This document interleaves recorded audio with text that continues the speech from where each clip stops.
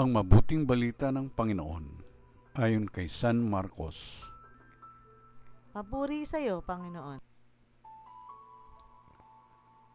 Pagkatapos dakpin si Juan, si Jesus ay nagtungo sa Galilea at ipinangaral ang mabuting balita mula sa Diyos.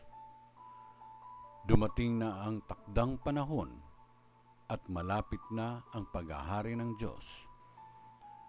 Pagsisihan ninyo't dalikdan ang inyong mga kasalanan at maniwala kayo sa mabuting balitang ito. Samantalang naglalakad si Jesus sa tabi ng lawa ng Galilea,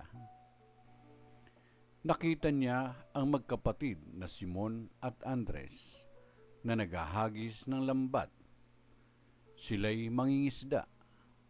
Sinabi ni Jesus, "Sumama kayo sa akin, at kayo'y gagawin kong mamamalangkaya ng tao."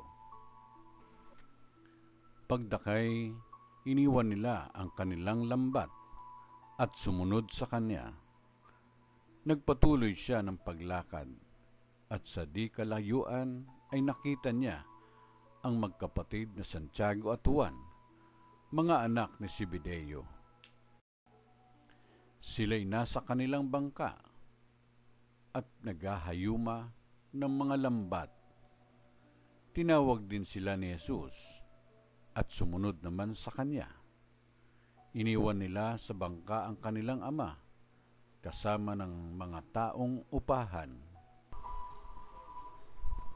Ang mabuting balita ng Panginoon. Pinupuri ka namin, Panginoong Jesucristo.